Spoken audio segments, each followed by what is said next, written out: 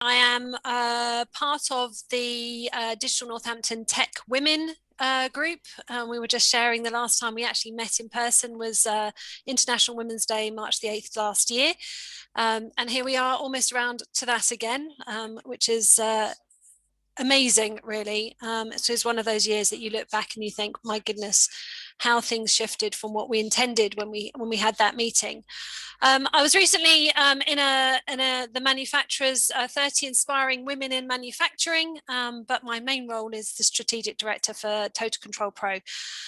And I wanted to pose these questions really, what is the landscape for digital transformation in manufacturing since COVID-19, and what this means for the future of the industry, both digital providers, as a lot of us are inside Digital Northampton, and manufacturing, as a collaborative experience, and also how digital strategies can start to improve the supply chain ecosystem, which is something I think has been really one of the key drivers of change that we've experienced over the last 12 months.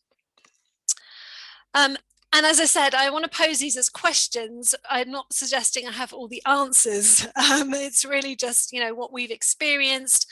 I know there's some fantastic reports, so I no intention of rehashing, but it's really just the experience we've had as a digital provider to manufacturers over the last 12 months. So a little bit more about Tota ControlPro.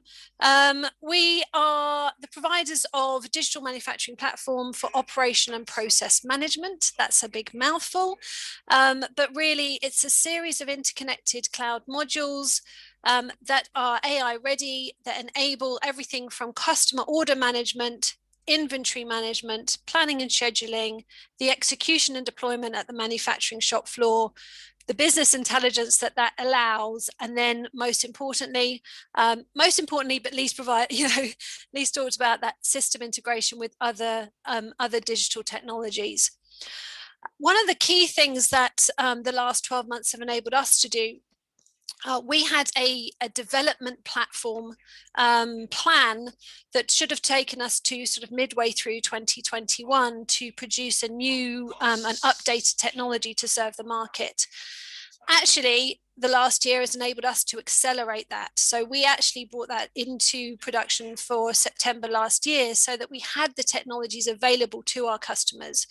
And there's quite an interesting element to that. One is, one sense we went, okay, we're going to put more resource into the R&D and the development side because potentially we don't have as many customers to serve.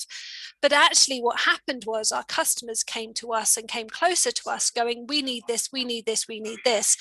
So that power to bring what's needed from the market and from our manufacturing customers towards our technology and what we were building really was the key driver in the acceleration of that. And that continues to be something that we're committed to, that we provide digital technologies for manufacturers, designed by manufacturers, there to serve the market that we're in.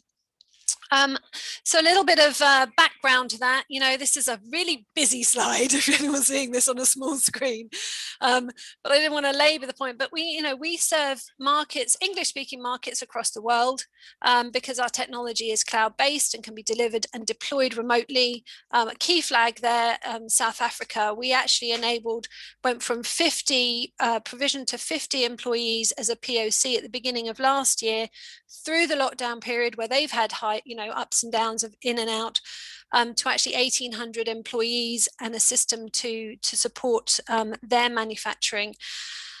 And that was 100% deployed online. All the training, never been on site, all of that's enabled. And that's something that's possibly not as accepted inside the UK manufacturing market, that actually this technology, it's not just the technology itself that can be digital, but the deployment of the processes can also be totally digital. And this, I suppose, if you're looking at this slide, the top one is the one I really, really kind of resonate with, and that is, what we always want to do is actually show you. It's not a theoretical process. It's not in theory we could connect that to that and show you this. We have a platform that shows you we can do it and you can show you quickly. But what does that really mean? When we look at the impacts of COVID, British manufacturings, as Jolene just said, were incredibly quick and significant to making digitizing quickly. The Make UK's report says 91% of manufacturers said they benefited from adopting new digital technologies during the crisis. And we absolutely experienced this from our clients that required very rapid instructions down on the shop floor to manage welfare of their staff, whether that's sanitization checks or temperature checks or identifying which shift was in work at a specific time, at a specific moment. Being able to utilize that kind of information that comes from the ability to sort of track and trace the shop floor was very quickly put into place. The other thing that having a digital process technology enabled for our clients is where they were pivoting to produce other products, PPE, or different elements of what they were doing to serve the supply chain. They were able to quickly reconfigure the system to serve the different lines that they were utilizing. And I think that's an important thing that is often missed when we talk about digitizing processes, is you don't have to have a fixed process. If you use a digital technology to do it, it should be able to serve changes to that process. It should be able to find out what's happening, capture that data, make improvements, and deploy those improvements quickly and effectively. And I do think that the digital market, those of us that provide digital technologies, don't always utilize that for our customers. We make it over complex for them to make changes, and it doesn't need to be. Now, the other challenges that are faced, there are success stories, but there are still a lot of challenges. Resources, so time and money, where you have less people on site. We have seen that there's less resource available for implementing of new technologies or new ideas. There very much is a focus of how can you help me with business as usual, but we can't move on. So there, to some extent, the challenge I think that we now need to address as we go forward is how we move from surviving and getting technologies to help us survive to now going back into a thriving environment. The lack of internal skills, it's still an ongoing conversation, and I'm not going to go into that too much because I'm sure Simon will touch on it as well, because it's a really key area for him. We have incredible innovation in our digital manufacturing processes, and absolutely, I think we'll probably hear from Kieran on that. But I think it's also important that we look at deployment processes better and better. So I talked before about the deployment to South Africa. We need to be able to provide education for digital transformation more effectively to staff on the shop floor, to staff in factories, so that they can start to create an upskill. We need to provide better digital learnings within our apprenticeship models. As an employer, we've had 5-6 apprentices come through in the last year, 2 of which have fully graduated. But I'm more and more aware that the need to teach digital skills to all apprentices, whatever they're doing, so that they're understanding at the start the opportunities, especially inside manufacturing. And also in terms of innovation and deployment, it comes from, we are a SaaS model. A software as a service, it is enabled so that you don't have to have a lot of IT infrastructure. You don't need a lot of know-how on site. It can be supported and looked after off-site. But there is a level to which we need to also address other things such as funding and access to new digital technologies as well. I know we often talk about innovation, but for me, it's not just the technology itself, but it really is important that we serve our market and deliver it in better and better ways. Because the fact is, the rapid changes that we were experiencing before the COVID took in are still there, and these are just accelerating. The challenges are just accelerating. The manual planning and process management is moving towards automation, connected machines, big data, but there needs to be technologies and roadmaps and support to help manufacturers go from one to the other. Even the larger organizations are really, really struggling with this. The customer and supplier management, we've seen, banks retail, everyone just massively change and transform the way they're managing their customers and suppliers in remote ways. And I think this is an area the customer management for manufacturers has been more challenging. And the connected supply chains, where are suppliers, how are suppliers, don't even, we're not touching on the issues with supply chain and Brexit today, but those have also thrown big issues into play. And then, of course, our passion, which is getting the right data to the right person at the right time. So decisions are not best guess, they are data driven. This is an area we've seen the biggest advances in over the last 12 months because of that understanding. I suppose they are needing to understand what data is there. So the first thing is people have come to us going, we can't see, we've got no visibility, and now we're off site. Visibility is even more of an issue. So getting that visibility has been an absolute key driver. But then I think there's been, for those of our clients that already had that visibility, the last 12 months has offered an opportunity to really start to drill into that data. I've had all this data coming through for the last 12, 18, 3 years, some of them, but what is it actually telling me? What process improvements can I make? Are there smarter ways to be managing what we're doing? And I think, in terms of the digital market, we have to start to provide, again, bridging the gap between where they currently are and the dream of the full AI integrated system. There's a process to go through to get there. It can't happen overnight. And the priorities of manufacturers, this is the digital shoestring report that was done, I think, just before COVID, but the priorities are remaining the same, and they tend to be digital management of processes. You'll see here real-time tracking of internal jobs, integrated systems between design and operations. All of these things are still an absolute key area for SMEs, specifically manufacturers. And I think, Mark, one of the areas that we can look at is how to make these more accessible and affordable for all. And that's part of the digital shoestring technology, but also an absolute commitment that we make. So looking at that, I think it's important that, we've seen this improvement or this increased appetite, but some of the challenges that are still there. So we talked a bit about the skills or knowledge shortage, and for us, some of the ways that we address that is using software as a service, so that you don't have that in-house IT requirements. But the challenge we do know as well is people go, oh, I'm not so sure about SaaS. There's still a concern, there's still worry, there's still like, it's not in-house, so how can I make sure it works? So there is still a big education piece for us to do with manufacturers, especially the SME manufacturers, but it is through doing this that it makes it affordable for them and it makes it accessible.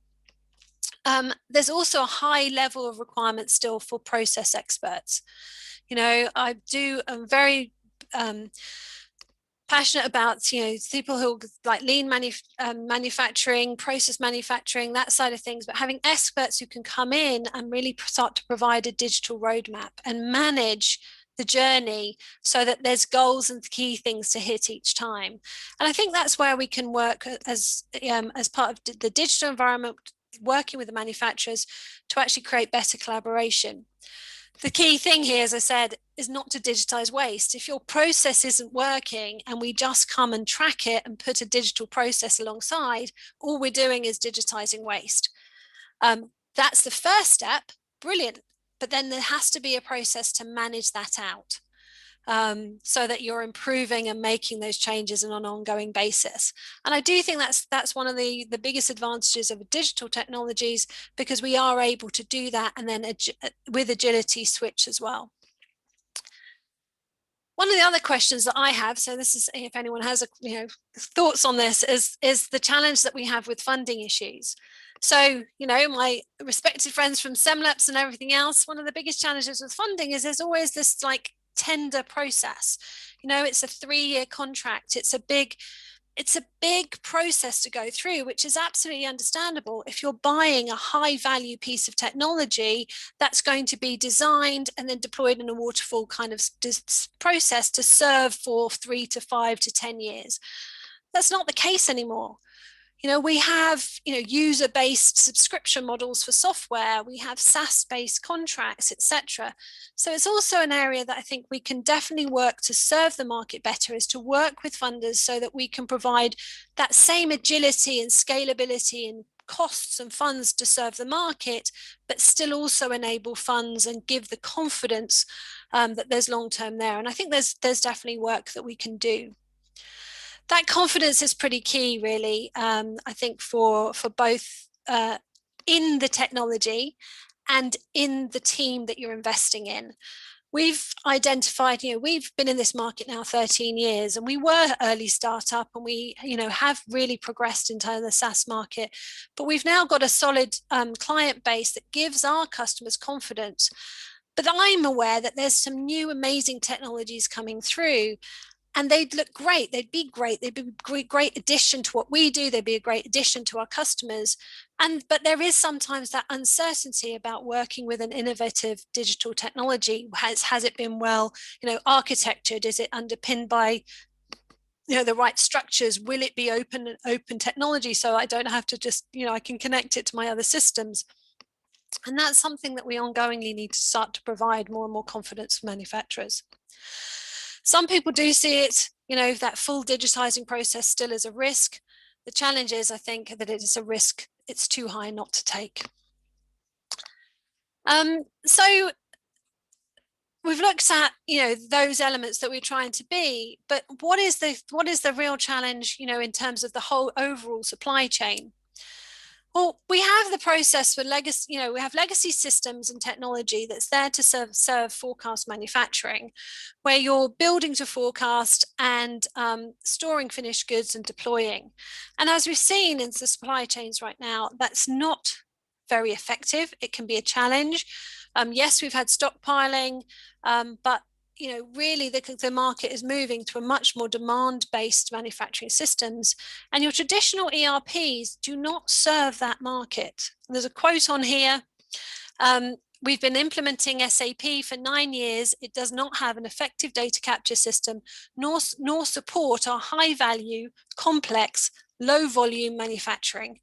Now, high-value, complex, low-volume manufacturing is pretty much the way most manufacturers are going, especially in deploying digital technologies.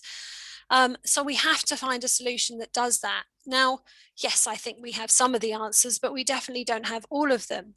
We want to be able to build to demand, build to order, and have goods shipped in time effectively as they're needed, and have that dynamic system running in play. So how do we achieve that? That's the big question. So the manufacturer's digital transformation assessment for 2021, again, I don't want to rehash reports. I highly recommend this report. It's very, very, it's very good bedtime reading or overseeing homeschooling reading. But it's really shown that there's importance of underpinning the supply chain. And for me, digital technologies can provide a really great solution to that.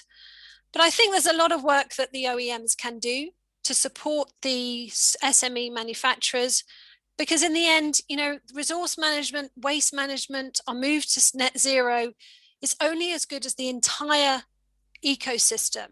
And some technologies that are only affordable or adopted by the large OEMs or tier ones, and not taken up with by the SME manufacturers, and not connecting the supply of resources, we're always going to have big gaps and not be able to fully manage out that waste. So what might that look like? Well, this is, our stance, we want to have, and this is what we're building to, we want coordinated resources. We want to manage the production processes so that you can dynamically schedule to order, optimize available manpower, optimize available machines, streamline the supplier inventory so it's coming in as it's required, it's going out as it's required, it's flowing all the way through from tier 1 to tier 15 and tier back again, with connected data so you have visibility.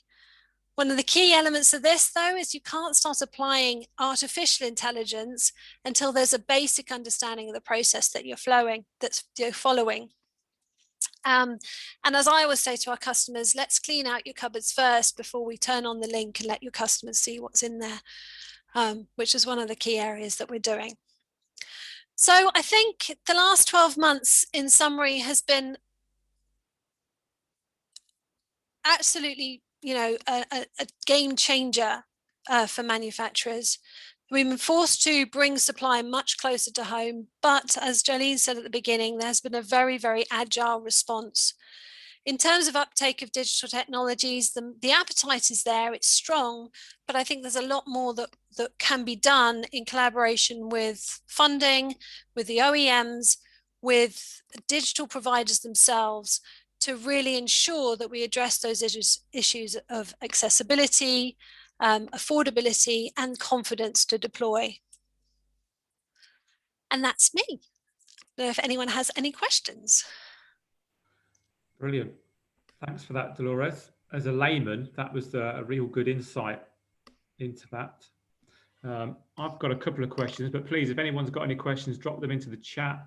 I'll just mention one, Dolores, from Yvette Whittaker, who works at Northampton College. You were talking about the skills gap there.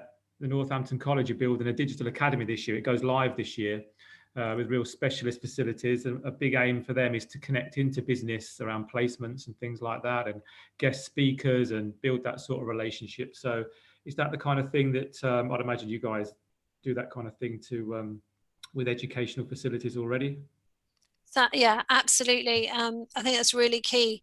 And if you can combine that, I suppose it's the balance of getting the digital education and taking it into manufacturing and engineering, as opposed to digital education and then taking it into, more other industries. So it's attracting the two. So it's ensuring that there is that coverage. But I know the centre that Kieran's going to share us about as well is a great opportunity for that.